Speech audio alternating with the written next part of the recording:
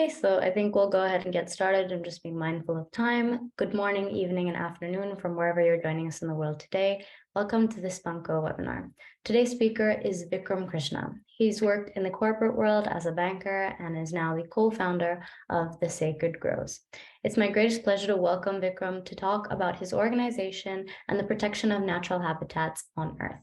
Just a side note, Q&A will be done after his presentation through the chat feature.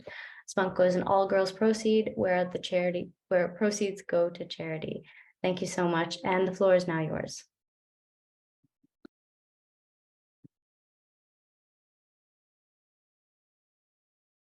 Thank you, Netra, and I'm absolutely delighted to be on the call today. So first of all, congratulations. I just got to know about from Netra recently about SpunkGo, and I find this to be super exciting. I think it's a fantastic opportunity for young, like-minded folks to connect and think about ways you can make a difference in the world around us. So well done to all of you for being a part of this, and thank you for inviting me. So I'm going to have a chat with you over the next 25 to 30 minutes. My topic is essentially a bit grim, but I'm going to hopefully end with a lot of positive hope that can inspire many of you to take actions in your local communities. What I'm going to do essentially is really three things. First, we will just spend some time reflecting on the state of our climate, what's going on at the moment. Second, reflect a little bit on why is it that we are where we are at the moment. Yeah. So what are some of the gaps that exist, and where are the fault lines? And then I'll finish it off with the fact that all of us can make a difference. And I'll show you some examples of people and companies from different parts of the world. And of course, I'll also plug in Sacred Groves, and I shall share a bit in terms of what we're trying to do and what our aspirations really are. So let me start with the slightly more serious aspect of our discussion today.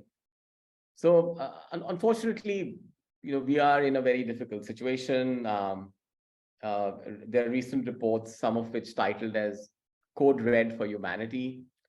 We are going through, as we speak, a climate emergency of unprecedented proportions.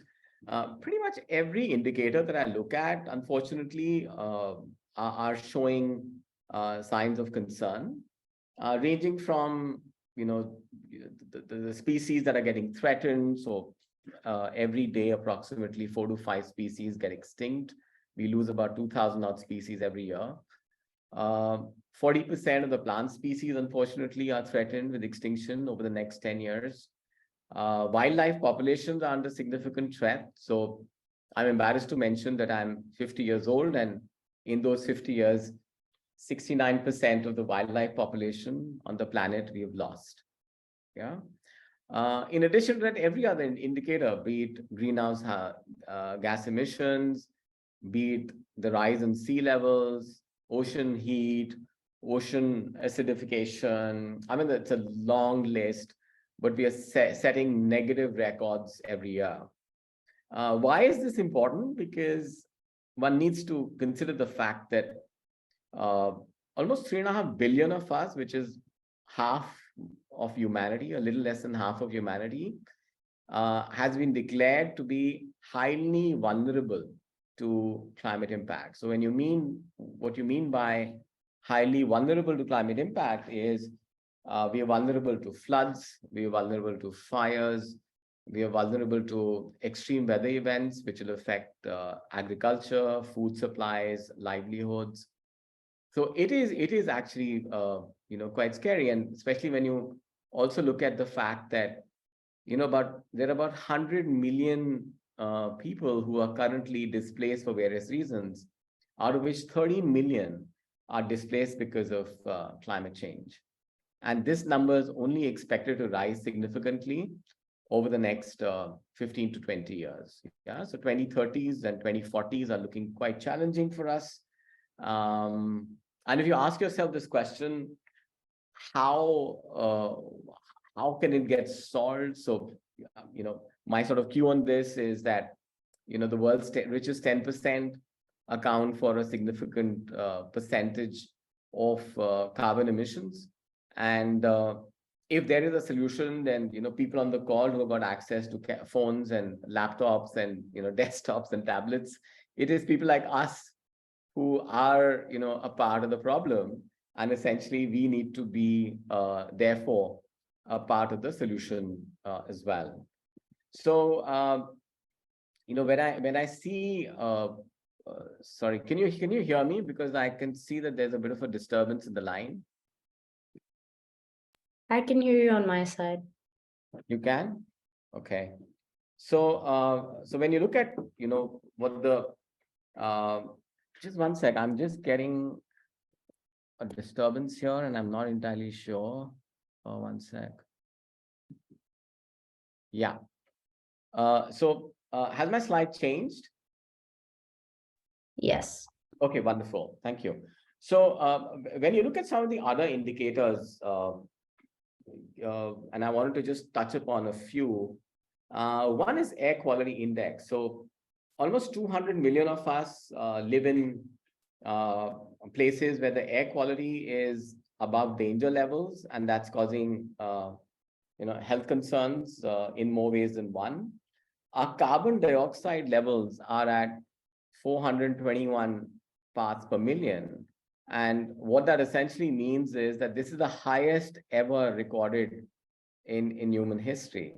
So, what that's resulting into is the fact that our world is warming at a pace which is unprecedented. So we are at 1.1 degree above the baseline, which is the pre-industrial age.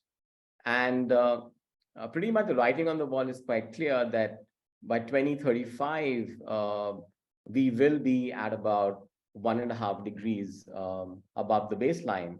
And what that would do, therefore, is create unprecedented challenges in terms of changing weather patterns. Yeah. So if you actually look at some of these stats, and I'm going to end those stats now because I can go on and on. If you look at what can be done and why is it that our planet is in the situation that it is, I think the first point I would like to make is economics. So all of you who are students of economics today and hopefully would pursue economics as a part of your post-graduation and maybe as a part of your work as well later, modern economics has little value for a bird in the sky, a butterfly in the garden, or clean water as such. Yeah. So when you look at a forest, which is essentially the source for pretty much everything positive that our climate sort of brings to us, a cut forest is a far more precious today than a standing forest. So when a forest is cut or when an animal is poached, there is immediate cash that goes into the local economy. And what that does essentially is that it creates a situation where countries and counties and states and districts, if they want to grow their gross domestic product, then unfortunately they have to do at the cost of the environment. The second point I wanted to make here is that all of us are leaving behind a significant trail of trash. So we live in a world of consumption. And as we consume more, we also waste more. So I can see some of you are on your mobile phones today. So there are more mobile phones in the landfill than human beings on the planet. And over the course of the next 2 years, there'll be anywhere between 14 to 16 billion mobile phones that will land up in the landfill. Yeah. So essentially, we need to think about our lifestyle today. We need to think about how do we bring in some level of circularity. And we also need to influence legislation that allows incentivization and create some level of barriers in the way consumption is oriented today.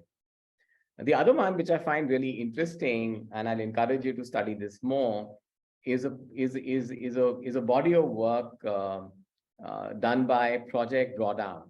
And one of the elements that they highlight is what is called the Earth Overshoot Day.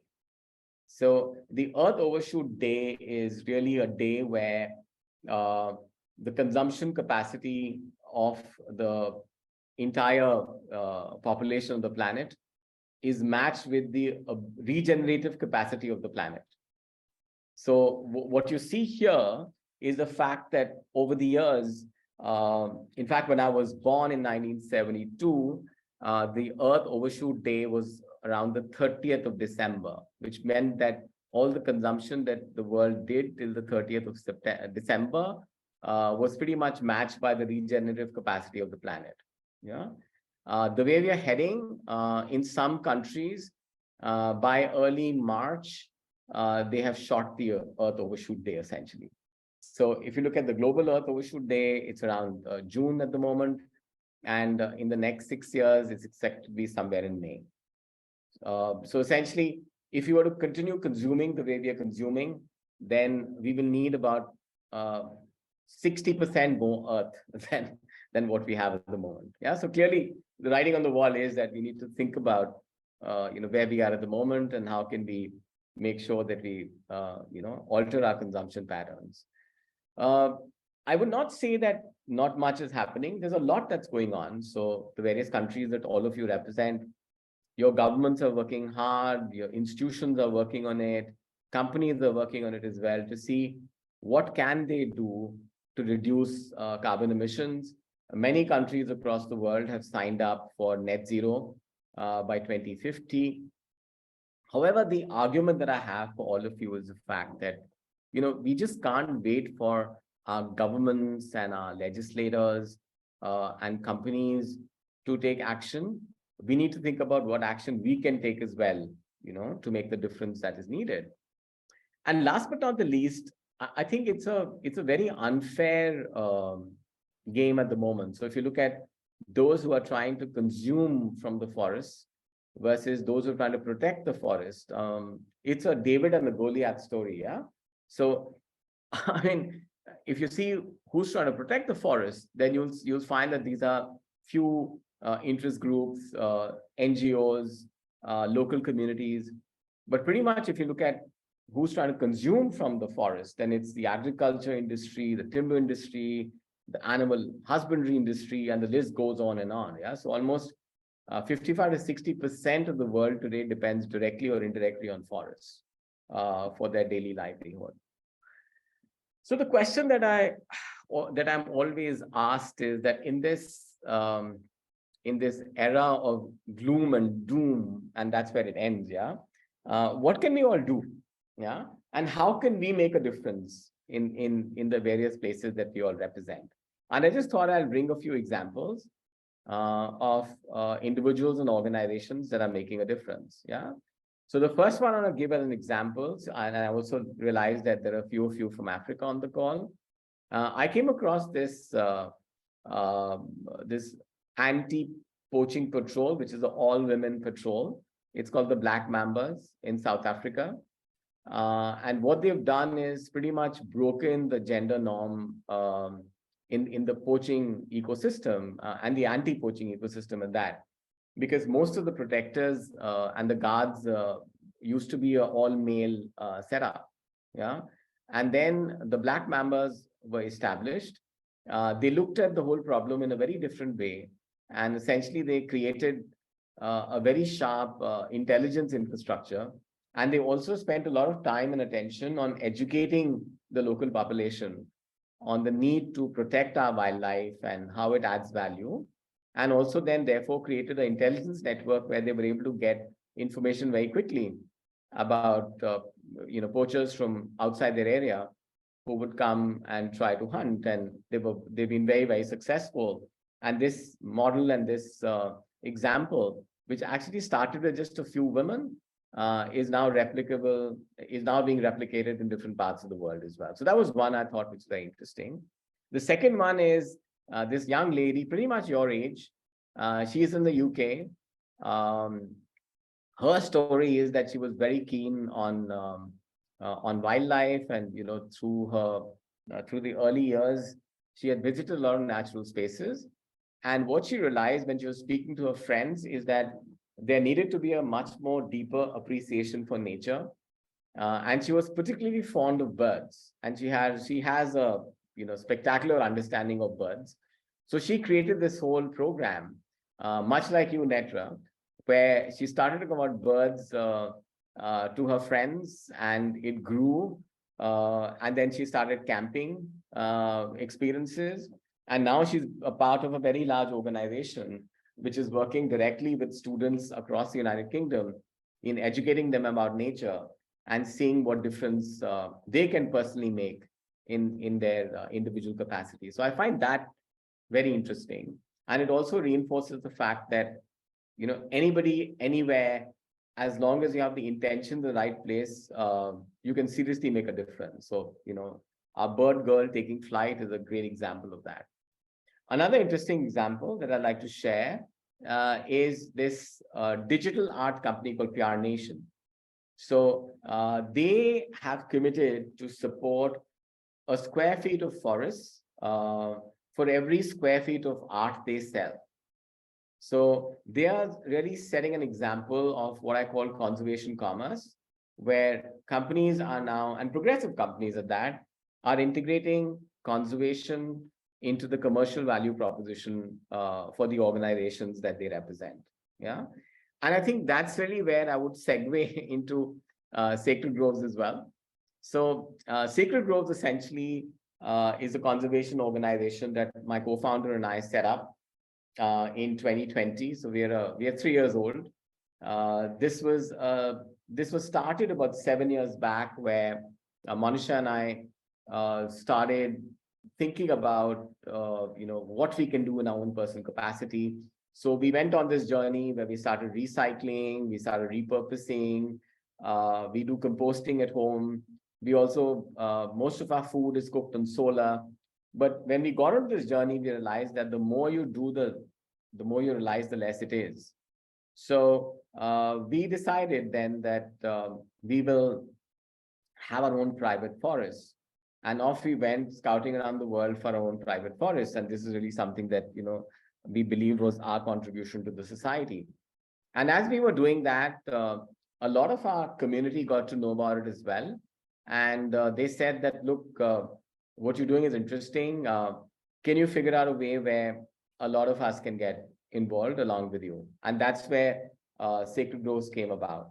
So what we are really trying to do is to address a very specific topic, which is that, there are primary forests all over the world which are getting destroyed for various reasons. Yeah. And they are at a danger of destruction right now as we speak. So it could be for commercial reasons, it could be for animal husbandry, it could be for agriculture, etc. Yeah. So you'll be horrified to learn that every 6 seconds, a soccer field equivalent of forest is destroyed. So essentially, if our call today is for 30 minutes, then approximately 500 acres of forest would be destroyed in these 30 minutes. Yeah, so that's the scale of the problem. So when we started looking around for organizations who are addressing this, we found that it was largely governments who were working hard to see what they can do to protect. But there wasn't really a mass movement of people and companies that were directly or indirectly involved in the protection of our natural habitats. And therefore, Sacred Groves came about. So what we've done is created a very unique kind of a model. Now we have people and companies from 40 plus countries on our platform. So essentially what we do is we are leveraging the power of technology. We are leveraging international law, and we are trying to look at ways and means where more and more people can get involved and conservation can get democratized. So essentially what we do is that we identify forests that are at an immediate danger of destruction in different parts of the world. So far we protected 3 forests, 2 in the UK and 1 in Canada. And of course, we are talking to several governments as we speak as well to see what we can do to make a positive impact. So once we purchase the forest, so currently we're purchasing forests because these are commercial forests which are up for sale. we create what is called a digital twin of the forest. So essentially, we take using satellite imagery, we take a picture of the forest and we geomap that entire area, and we divide that up virtually into clusters. So imagine a graph-like structure virtually being formed on top of a forest. And each of those nodes is what we call a sacred grove cluster. And then these clusters then are placed on the blockchain for transparency, immutability, and traceability. And these are then available on our applications, so our web app and our mobile app. And then, people are coming onto our platform from various parts of the world. They're supporting these forests, and what they get in return is almost a real-time image of the forest, and there are pictures that we take of those forests. You can gift, Sacred Grove clusters as well. So there are 46 different occasions where these clusters can be gifted. So people are gifting them for birthdays, anniversaries. Recently, we had a college that for the graduating class, they gifted them Sacred Grove clusters. Yeah. And similarly, we've got many companies that are getting involved with us as well in various ways, so that we can actually further their conservation aspirations and become a part of the positive change that they're keen to establish. Yeah. And then there are various ways that companies and individuals benefit from it. So, here on this slide, you can see pretty much a planet full of possibilities a company can explore with us. So be it reporting, so you see us on websites, you see us on sustainability reports. We're a part of many pitch decks for organizations, investors like us as well, because there's a movement across the world where capital is seeking ways and means to pursue an agenda which is slightly more conducive towards nature being a part of the business decision-making experience. So we are a part of many of those discussions and get featured as a part of that. We're also becoming involved in the employee value proposition for companies as well. So we find companies gifting Sacred Grove clusters to their employees at the time of anniversaries or even the joining experience. So we recently had a company that gifted all the new joinees a Sacred Grove cluster as a part of the welcome experience that they put together for them. Yeah. So there are many ways that we're trying to see how we can integrate ourselves into the ecosystem that companies and people represent. And just to wrap up, I just thought I'll do a quick sort of tour, and I'll be thrilled to answer some of the questions that you may have. The point I'm trying to make is very, very clear that climate change is here. It's an existential threat. There are some very key aspects that all of us need to be aware of. Number one, we should be very well informed ourselves in terms of what's going on. And I gave you a bit of a quick tour. There are many more stats that you should be aware of and be conscious of. Second, question why are those indicators the way they are? Yeah. And see where the fault lines are. And as you study them further, come up with your own understanding of this. Come up with your own ideas in terms of how you can shape some of those discussions in your local communities, in the companies that you will be eventually a part of, in your schools. Yeah. And last but not the least, be aware that it is a tough journey, but I think the challenge here is really of intention. So if you have the intention, yeah, and people will align to you. So you're a part of NETRA's SpunkGo. NETRA started this, 3 years back? Yeah. And there are a community of 4,000 of you now. So you can be sitting wherever you are in the world. But if you're passionate about a topic, if you're concerned about the topic and you want to make a difference, then you can.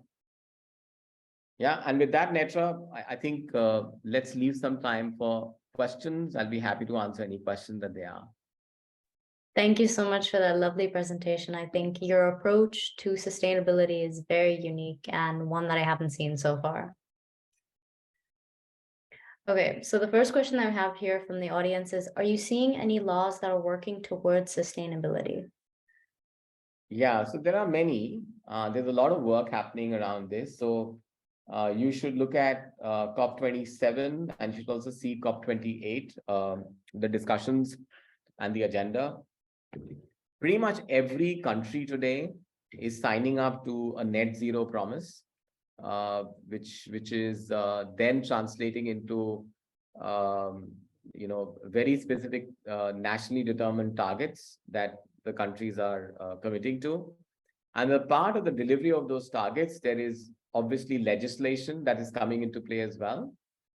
A lot of this legislation is also becoming relevant and important to companies. And you'll find that most of the large organizations globally have to prepare and submit a well-constructed ESG report, which is a part of their annual reporting process. So ESG stands for Environment, Social, and Governance.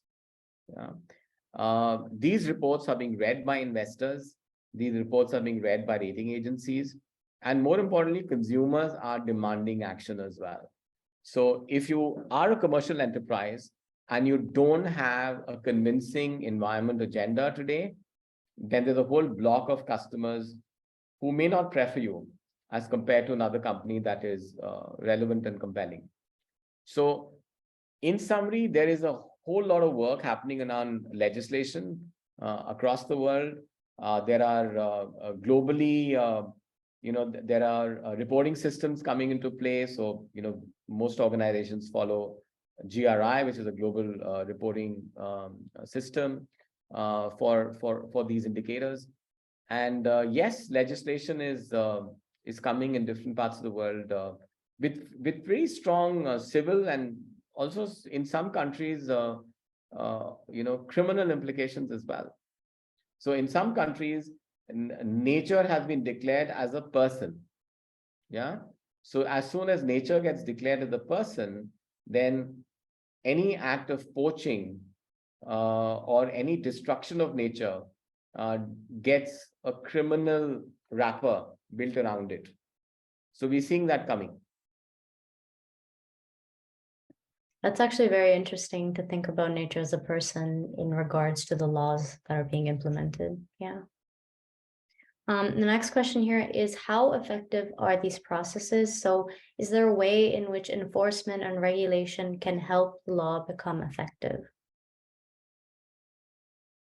When you look at law, and I'm sure when you talk to legal experts, they'll obviously be able to explain it a lot better. The first step really is for a certain demand that the society must have for legislation. Yeah. And climate-related legislation is coming out of a demand from the society. Yeah. So that's point number one. Point number two is that demand then results in a legislative dialogue where institutions get involved, educational institutions get involved, politicians get involved, and they form what is called an approach note that then becomes something that they rally their legislative processes around, and that results in laws getting formed. Once laws are formed, then there's an enforceability of the law, which means that in some countries there are special courts which deal with environmental related actions, but therefore these courts enable a certain speed of enforceability when it comes to climate related matters. So when there is a certain speed of enforceability, that creates a mechanism which one can label as effective. Of course, it's a long journey for all of us, but I think what we can do as young people is to identify topics which are of importance to us and review in the way we can whether the laws cover those topics with adequate rigor.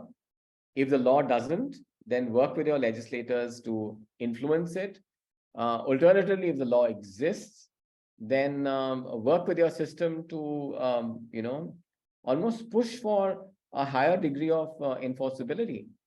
So the point I was making earlier of nature as a person came on the back of the work that some individuals did.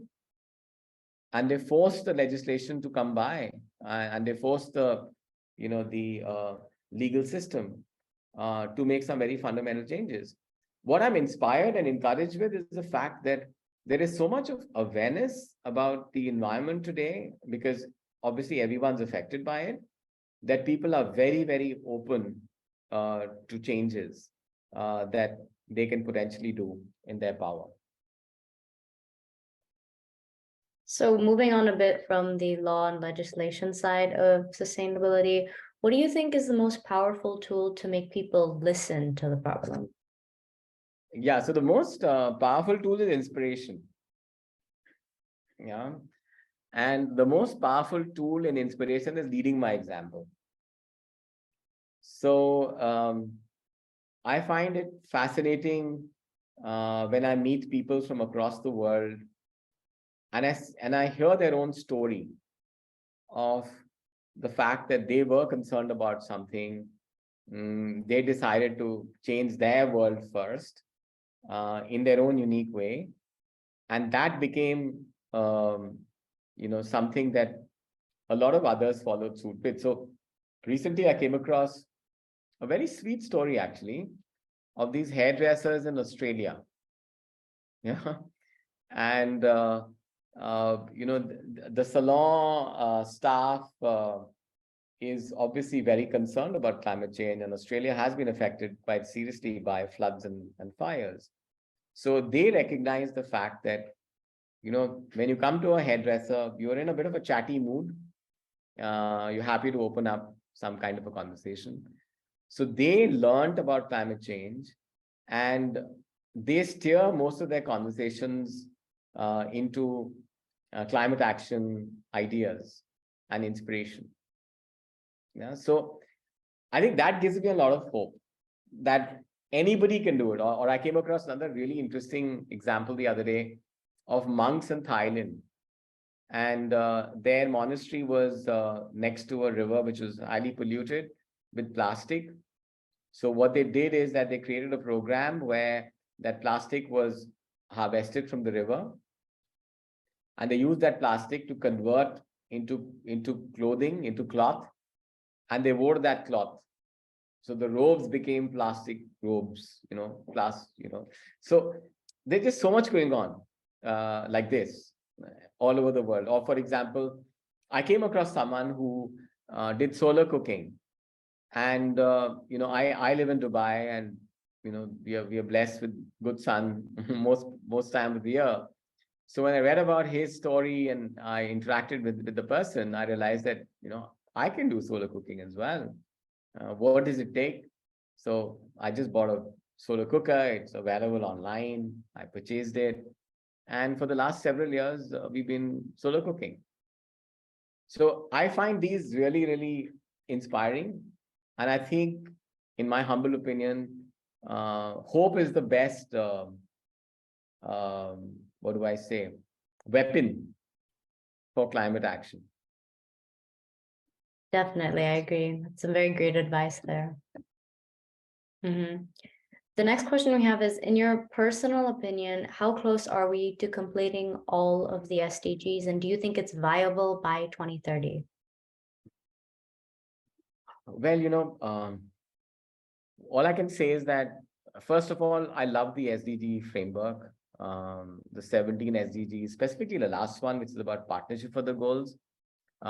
It's beautifully structured. So I think, honestly, there's a lot of work happening across a lot of each of these SDGs, and I would encourage you to, look at this in a lot more detail. My only skepticism is that I need to see more impact on the ground, because unfortunately, the first section of my presentation was about climate indicators. They're not changing in a hurry. So my only criticism to the SDGs would be that we need to act faster. We need to create more impact. All of us need to get educated on the SDGs and what each of these represents. So we are, for example, as Sacred Groves, we are SDG 15, which is life on land. I'm also involved in SDG 13, which is, conscious consumption. We are also involved in SDG 6, which is on water and, how water can be, utilized a lot more efficiently. So there is a lot of wisdom in the SDGs, but I think where we need to question ourselves is, how can we significantly up the pace? Yeah, because frankly, I mean, in 30 minutes, if 500 acres of forest is being lost, it's not acceptable. Yeah, definitely. I think it's very important to act now if we want to see the change. Yes. On the legislation issue, what do you think can be done to deal with things like corruption and abuse of office? For instance, I've heard of the agency that is responsible for enforcing environmental law is getting paid by people to cut down trees for firewood. Yeah, it's an incredibly complex matter, and I don't think I have the right answer for it. But I would say the following to young people. Yeah, first is choose your politicians well. I come across many people who are in the voting age, and you ask them, "Did you vote?" No, I didn't vote. I didn't get the time. I was busy. Yeah. So the first thing is that your elected representatives should be people with integrity, should be people with wisdom, should be people with vision, yeah, and should be people who demand action in more ways than one. Yeah, so that's one thing that you can do. The second is raise your voice. So when you come across instances where injustice is happening, you have a choice to look away, which some of us do from time to time, or do what you can with it. So if you look at Greta Thunberg, for example, she's such a fantastic example, right? She has raised the decibel levels. She's known all over the world. She's seen as the face of, I would say, positive environmental action, because she's, almost compelling a lot of people in positions of power to just think again about the choices that they're making at the moment, which may not be necessarily favoring nature, and reflect on what can be done around that. Yeah. And last but not the least, I mean, there should not be in any society any tolerance for corruption. So, of course, we don't live in a utopian world. So there is corruption in the society, and corruption comes in various ways. And of course, one aspect of that is, environment degradation that happens by virtue of that. But again, we have a choice to either accept it or not. So I don't accept that. So when I come across instances, I do what I can to make a difference. It's definitely an issue that might be prevalent, but also hard to fight if you don't start before it happens. Yeah. I think it's a combination, right? So the choice is for us to take some action around that and not just sit back and accept it. Yeah. Yeah. And also, corruption needs to be nipped in the bud, so you should also look at your own everyday actions, the actions of your family, your friends. Are we doing acts where, we can improve our own standards? And if we can, then how can we do that in a manner which is not preachy, but encouraging people to do things the right way? Adherence to laws, for example. Sometimes in our own life, I was giving an example to someone the other day, right? Okay, speed limits. People adhere to speed limits when they know that the camera is coming. So when they know that the camera's ahead, they reduce the speed, and as soon as they pass the camera, then you're back. Yeah? So these are the little things every day that we also sometimes do. Yeah. Yeah. The next question here is greenwashing. It's actually about greenwashing. How can you tell when the companies that want to work with you are genuinely passionate about the cause or are just trying to make their company look good? Is there any way that we as consumers are able to spot greenwashing in companies? Yeah, so it's very easy now to spot greenwashing. Very, very easy. Globally, consumers are demanding a lot more transparency. And we're seeing that in studies all over the world. So it's become almost like a universal global trend where consumers across all age groups, all interest groups, all education levels are very, very clear that they do have a preference for organizations that have a credible agenda and are able to demonstrate that agenda as well. Yeah. So the level of activism in some markets is such that all reporting is being scrutinized. All reporting is getting reviewed by auditors, regulators, and there have been enough and more instances where large organizations have been embarrassed and fined, for claims that they made about their environmental footprint, which was exaggerated. So any listed company today, especially the CFOs and the CEOs and the head of compliance, are extremely wary of making statements which can be contested. Yeah. So therefore, I think it's a great trend. Companies need to be very clear. In fact, that's really where Sacred Groves comes in, because you can see our forests on Google Earth at any point in time. Yeah. Our forests are on the blockchain. So it's not that if we claim a certain forest and and we show another forest, I mean, it's immutable. We can't change that contract. Yeah. So there is a lot of demand now for transparency based climate actions. And of course we are a part of that. We're a part of that solution. So very, very clear about the fact that greenwashing today is a huge concern for organizations. And I think companies like ours are able to bridge that gap using technology, legal systems, and also the trust that we represent. That sounds great. Honestly, I think that everything that you're doing towards the cause is helping it. Mm-hmm. So the last question that we have here is a very interesting one. How do we strike a balance between sustainability at the same time promoting well-being and humanity? So these are not opposing constructs, right? So when you look at sustainability and you deconstruct sustainability, it's about creating an ecosystem where people, the planet, and commercial organizations exist and remain going concerns. Yeah. So it's like people, planet, and profitability really interplaying with each other. In that construct, well-being is a part of that, because it's people. And how do we make sure that they remain invested in more ways than one? They remain committed, they remain inspired, and they work towards creating a better tomorrow for everybody. Yeah.